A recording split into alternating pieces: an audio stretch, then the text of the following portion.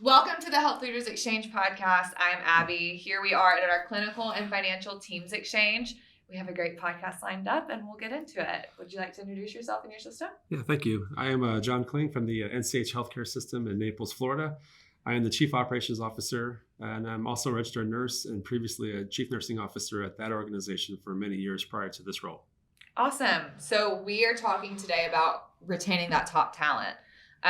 We've been doing the exchanges for a long time, and it seems like a lot of the conversations this year have been keeping that A+ talent at your system, keeping them from going to maybe a competitor or losing out of healthcare completely. So we hear a lot about, the nursing shortage, but I also want to talk about how you retain the talent. Aside from the post-pandemic exodus that we saw, which now seems like it was a natural thing that was going to happen when you have that big kind of pandemic, did you see a big shift in the nursing workforce in your market? Yes, absolutely. We had the Great Resignation as well in our market. And like many other healthcare organizations, we relied on agency, premium labor. Yeah.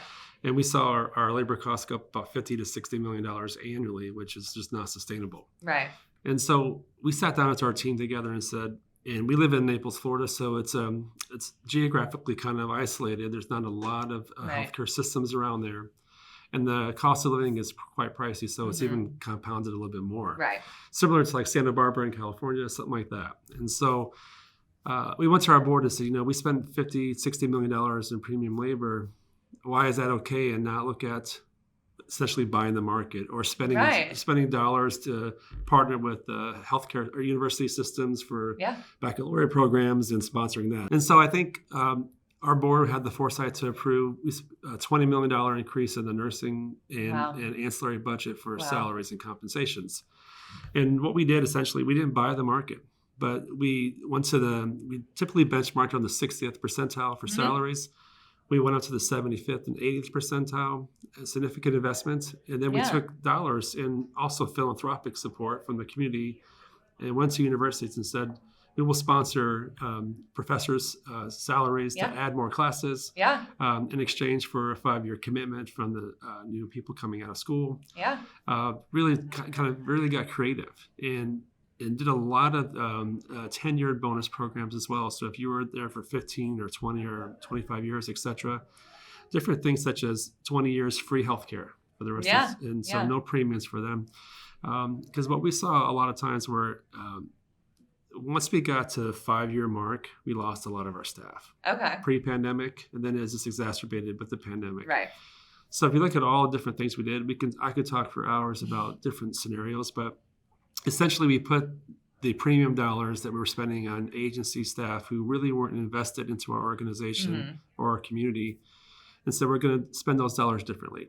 Right. Put it back into benefits, compensation, and then recruitment and retention tools with the universities and local organizations. And really, I'm proud to say after 16 months of doing that, there are 0 nursing travelers at NCH Healthcare System. Wow. That's really impressive. We still have a few in surgery and radiology, but we had 200 plus during the pandemic. Right.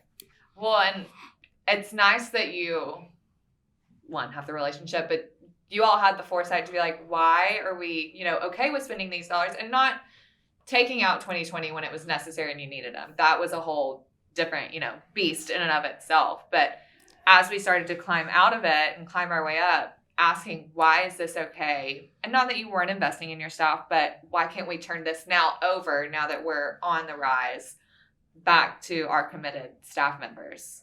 Yes. And I think one of the things that was really evident too is we saw a huge shift in the tenured rates of our employees. Pre-pandemic, about 65% of our staff have been there 5+ years. Yeah. Post-pandemic, about 60% of our staff are 3 years or less. Wow. And when we were seeing the turnover was, 1 year to 18 months to 2 years. Right. And so how do you keep that younger generation, that new to practice RN or new to practice rad tech or, OR scrub tech, how to keep them engaged in growth opportunities? Because the current generation really wants growth quickly. Right. Yeah. And that's okay. Yeah. So clinical ladders, this is evidence-based stuff. It's nothing new. Right.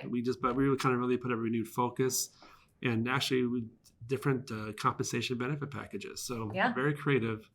I don't think many healthcare systems offer free healthcare premiums. No, honestly, we've been doing this. I've been here for it'll be 3 years next spring. That's the first I've heard of it. So it's almost like using the tools that you have and just thinking of it a different way. Right. If you think of the investment of self-insured organizations like ourselves, it was about a $4 million investment to take premiums out of our employees' responsibility. Right. But if you look at that, you spend $4 or $5 million a month on travelers. Right. So you kind of got to put it in perspective and think differently. Right. And our motto is, how are we going to disrupt ourselves before somebody else disrupts us? Love that. And I love that. Daily we got to be disruptive, or what got us there is not going to get us there. Yeah, absolutely. This is our 4th podcast that we've recorded today, and all kind of themes have led to, we got to start changing ourselves. We fit the model to fit this a long time ago, and now it's okay if we change it. We don't have to stick to what was good 10 years ago. It's okay for things to evolve. Right. Yeah. Awesome. So what other strategies, you talked about premiums and you're working on the pipeline. What other strategies are you using to keep the A+ talent at your system? Like flex scheduling is something we've heard. Other benefits. You touched on your benefits a little bit. Are you working on other things? And is it across the board? Is your non-nursing positions the same as some of your other positions that you're working on those other benefits? That's a great question. Actually, we're actually focusing even harder now on the ancillary departments. Nursing is kind of stabilized for the most part, but what we're seeing opportunities on is the imaging, radiology positions, pharmacy techs, lab assistants. It's really those skilled technical positions are very hard to recruit. Yeah. So we looked at opportunities for international folks to come, but that really wasn't the answer that our team decided on. Right. Really, we created opportunities where if someone wanted to grow, and the majority of this current generation really want to grow. Yeah. We have a list, a menu, so to speak, of certifications, advancements, education.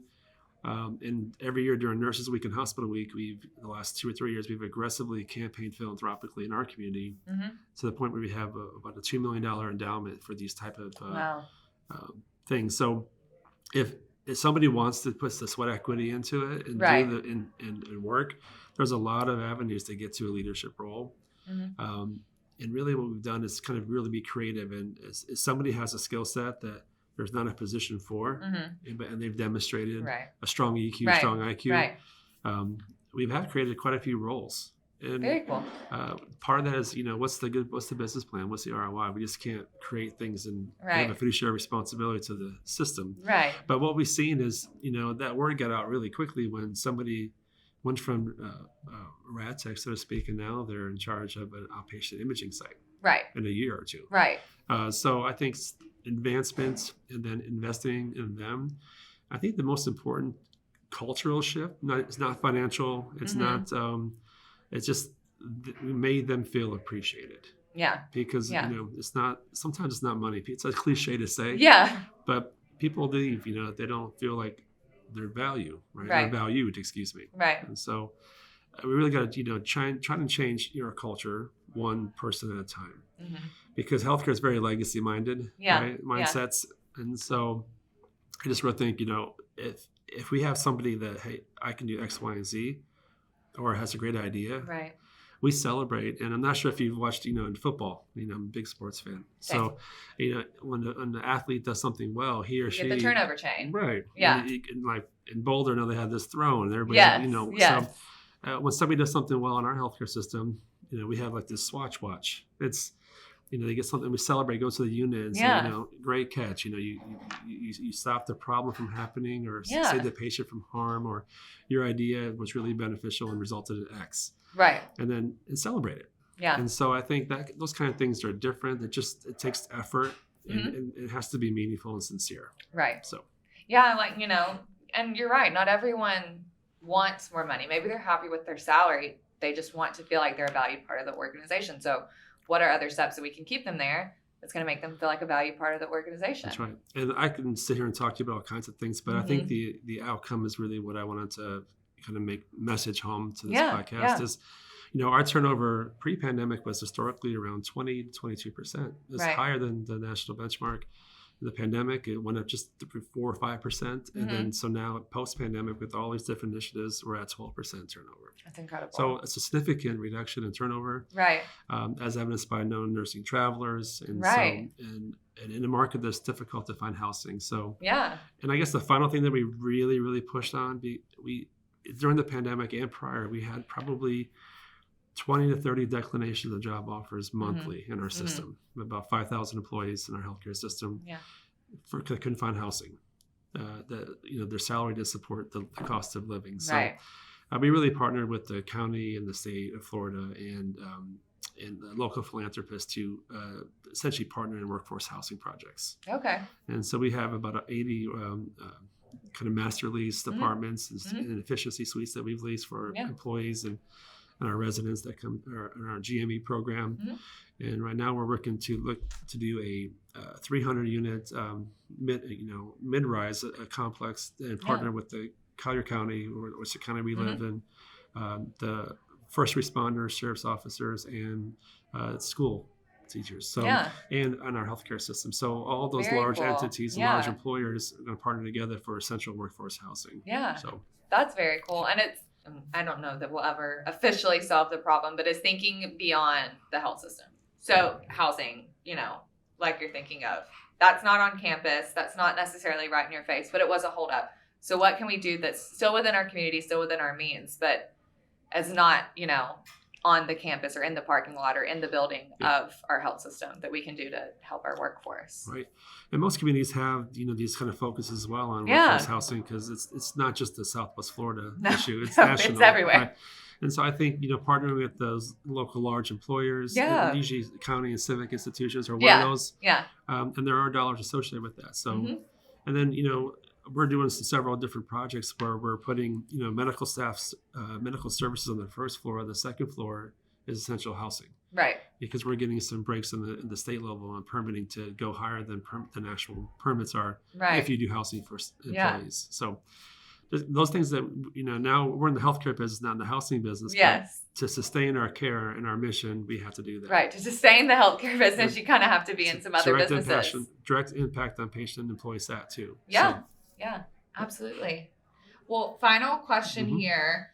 I'm kind of double dipping into some recruiting strategies, but you talked about some of your collaborations with the schools, and I want to touch on that a little bit more. Talk about the retention strategy, I guess, around partnering with those institutions in your area. Right. So that retention is always a challenge because what we do in healthcare is we rob from Peter to Paul all the time, right? And we kind of outbid each other by pennies and dollars and cents all the time. Right. And so we said that's not going to change. Some people, a quarter or a dollar means a lot to them. Right. Some folks. Well, so we said, know what we're going to do? We're going to do the little things well, make you feel valued, be very competitive in the salary market. However, I think things like healthcare premiums, if you're a younger employee, health insurance doesn't matter to you. Does a 401k matter to you? Right. It does to me. I'm much older. Yeah. But, so we have to kind of be realistic of who our audience is. And there's so many generations in healthcare now that one size does not fit all. And that's a huge conversation that our CNOs are having. We have I think 5 or 6 generations all working in the healthcare system. And they obviously do not want the same things. Right.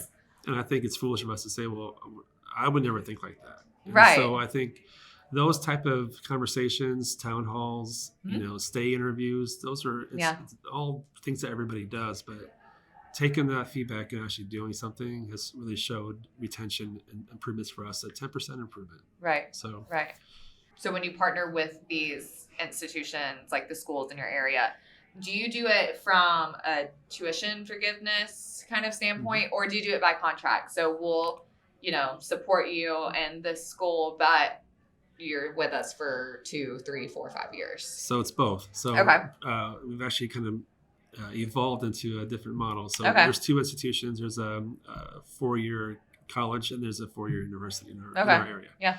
Historically, the college we've been working with is we give them tuition assistance. It pays for most of their school with a 2 or 3 year commitment. Right. Pretty standard. So what we've done now with the university is, as we are building a new orthopedic hospital and a new cardiac tower on our campuses, recruiting those subspecialty nurses and staff are challenging. So what we said is let's create an orthopedic baccalaureate program for nursing that's specialized. So when they come out, they're fully functioning RN or scrub tech or whatever the professional is. Yeah.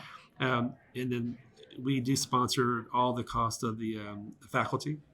That's philanthropically supported. Right. But if it wasn't, we would still do that. Right. And what we're seeing is about 30 to 40 well-trained orthopedic nurses coming out immediately ready for work. And we do a 4-year commitment for that. They come out with zero debt. Right. Zero debt. Right. And a bachelor's in nursing with the subspecialty certification in orthopedics. Right. And then now we're starting to kind of create into that a different class and curriculum at the university on cardiac and vascular and stroke. And so things like that. So the subspecialties that's going to support the mission. Right. With the better margin, we're kind of focusing on creative educational entry points into our system. Yeah. And so before, because we would sponsor classes, but they could work any system they wanted to.